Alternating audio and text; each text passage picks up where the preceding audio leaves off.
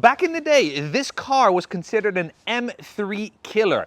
300 horsepower, 6-speed manual transmission, Brembo brakes, an amazing 5-cylinder engine that's turbocharged. I know it because I owned 2 of these cars. I actually modified them. I took them to the track. This was the car that really opened up my eyes to the world of possibilities when it comes to modifying your cars and really having fun with them. Now, I sold that car to purchase my first M3, and then after that I owned a couple of Porsches, an M5, and today I have an opportunity to buy this car. But after experiencing so many cool cars after the S60R, is this car still something that an enthusiast like myself could enjoy? Today we're going to find out. This was a very limited production run, especially with a manual transmission, made for 4 years only between 03 and 07. They also came in a wagon form, which to me was cooler, but I couldn't afford it. As I mentioned, it also has all-wheel drive. The only thing is it's such a weak all-wheel drive system because it's really a front-wheel drive vehicle with a transfer case that transfers power to the back when it senses slip. The transfer case was known for blowing up. The all-wheel drive system just wasn't as strong as, let's say, a Subaru or an Audi. But honestly, none of that mattered. What mattered was the amazing 5-cylinder engine, which, if you pair it with a downpipe and an aftermarket exhaust, such as this car has, sounded absolutely glorious. Hear this out.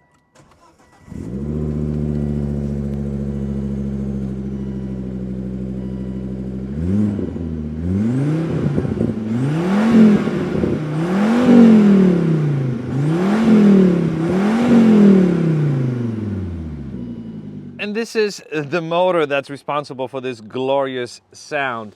The turbo sits right there. 5 cylinders are positioned this way, which means the weight of the car sits in front of the axle, which meant it wasn't as good of a handler as an M3. This car has some modifications, got some IPD silicone piping, it's got some stiffeners here.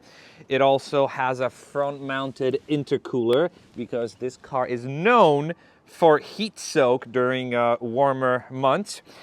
But check this out, you've got wipers on the headlights, which never really worked that well, but they add to that Volvo quirkiness. I know this car so much because I even replaced the clutch in my S60R that I owned. So cool. And now on the inside, the first thing you notice is this Spaceball manual transmission. The knob has been replaced, but you get the idea. It is so unique to have this Spaceball as opposed to a leather boot. It's just something that's completely special. What also made this car so special were the gauges, the beautiful blue gauges that are nicely lit by LED bulbs from the outside at night, and it gives them that very unique look. The center stack, it's all standard S60 equipment at the time. What wasn't standard were the seats. Not only the shape, but also the color. It came in 3 different colors. Gobi, which was light, Nordcap, which was this color, and Atacama, which was that orange leather, the most desirable color. Unfortunately, they didn't last very long, and in this particular example, these seats have been reupholstered, which is demonstrated in the fact that the color is slightly off, but not too off. But you look at the cracking on the leather. In the back, the cracking is even more visible. See, this is what you can experience with this leather. And this is just regular wear and tear with regular treatment. Also, now that we're in the back, look how little leg room you had with this car. Very tiny people can fit here. And the front seat is positioned pretty comfortably for the front occupant. I used to love this sound, so cool. One of the things I forgot to mention is the unique suspension this car was equipped with. Electronically controlled with 3 settings. Now we take it for granted. Back in 2003, this was revolutionary. The bad news is the suspension is very expensive to replace and it sucks. But now let's go so I can show you what this car is about.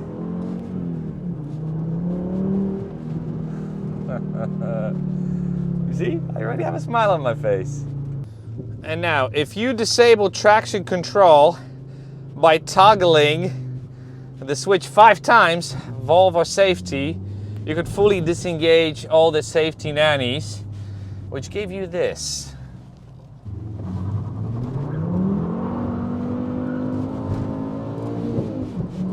You hearing it?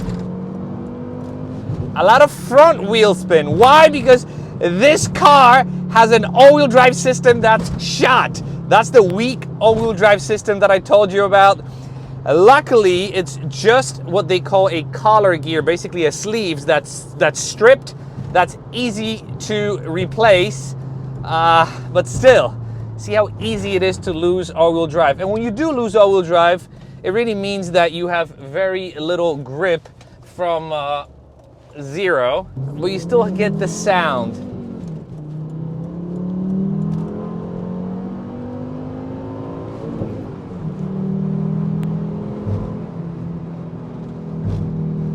So cool.